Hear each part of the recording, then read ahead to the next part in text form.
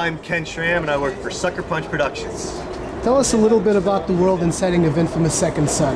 The world is set 7 years after the event of inFamous 1 and 2. And we continued the good canon from inFamous 1, or from inFamous 2. So Cole's dead. Let's just say that. Spoilers for anybody who hasn't played 1 and 2 yet, though, by the way. So, you know, the Department of Unified Protection has come in within those 7 years. There was a government agency basically to get rid of the rest of the conduits, right? And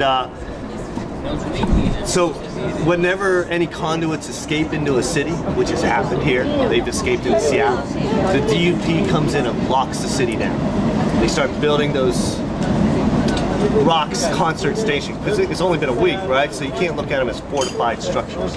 So you get all that opportunity, by the way, to break them down. But so you got all these DUP controlled areas, and your job is to basically go in there, find the conduits, get their powers, and then defeat the DUP. Clear out the DUP. That's where the world is at.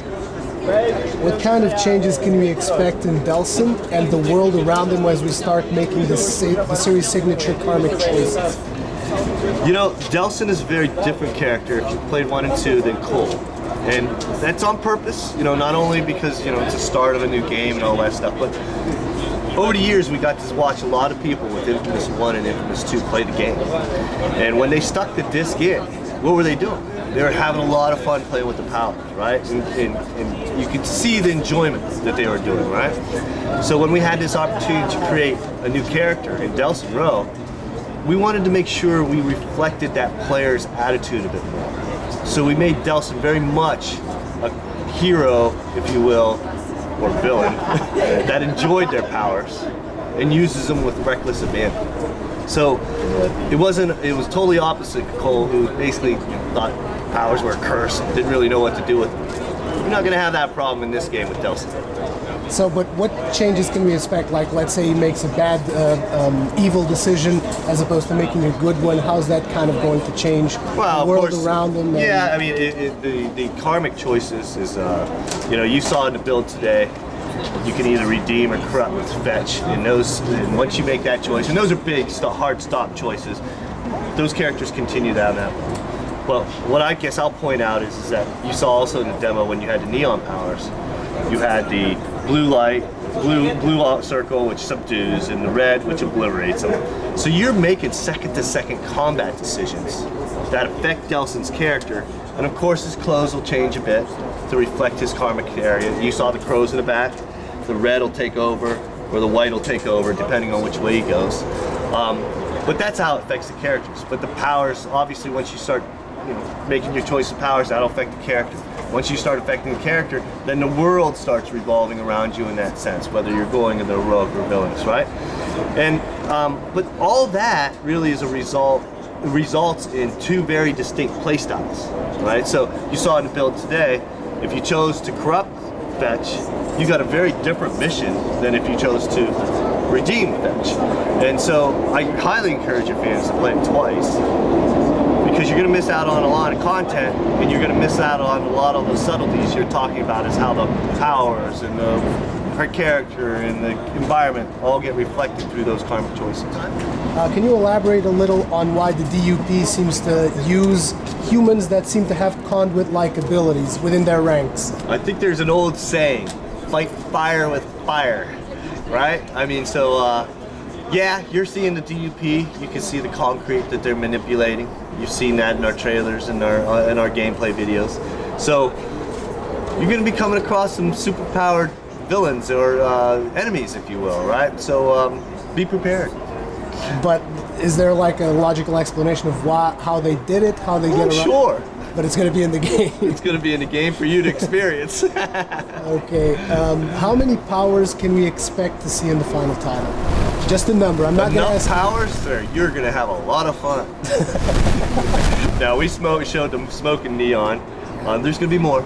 You know, there's going to be more. But what I will tell you is that if you're going to start trying to predict our future powers, right? And your fans want to like, okay, what other powers are going to be in there? You know, think about it this way. It's got to be very plentiful in our environment, and you have to be able to draw to it. All right. So, and it's not going to be a common power, because if we have a common power, I don't know, name one, right? You're going to have context to it, and you're going to have an idea in your head, and believe me, your idea versus somebody else's idea is going to be totally different. They're very subjective, right? And you're going to have preconceived notions on how they should act. But when we give you smoke, neon, do you know how they're going to act? No. So we get to present those to you, and it all plays into that, drawn into a realistic world where we just throw powers on top.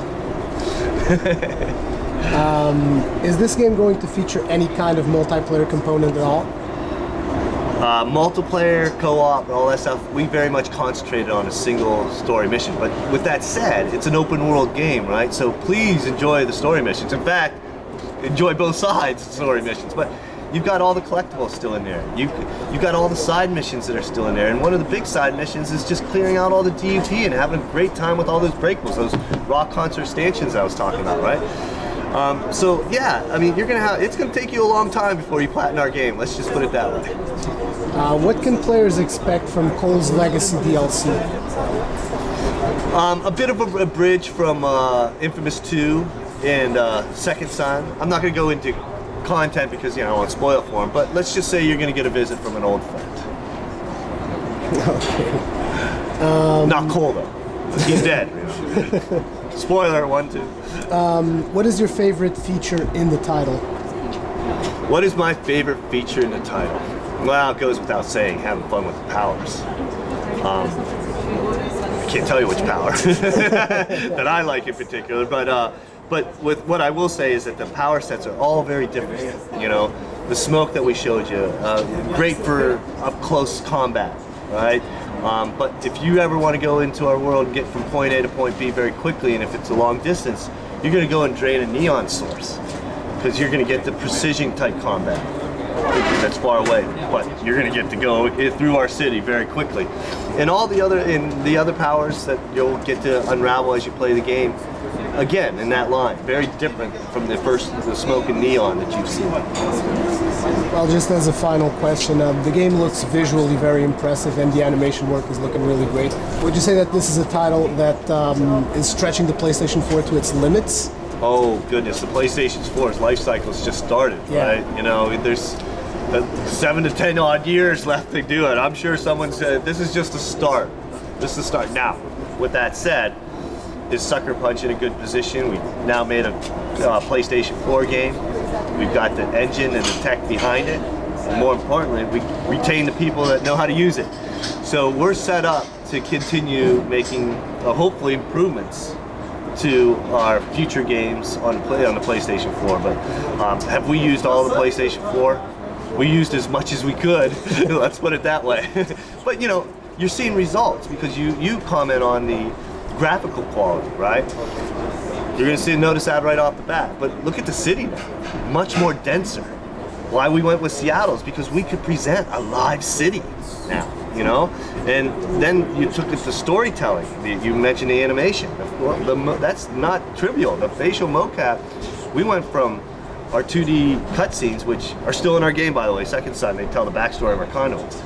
But that used to storytell too. And then inFamous 2, we went to a little bit of 3D, but now with Second Son, we're right in their face, and we're getting that emotional value that Troy Baker as Delsin and Travis as Reggie, when they go through their scenes, and we get that emotional value now, and we were able to hopefully inject it into the game. So when you see Delsin pissed off at Reggie or something like that, you can sense that emotion in those basic lines. And then the last thing that PS4's brought is the PS4 controller, right? For a game like ours where you go through the environment, the fluidity's got to be great.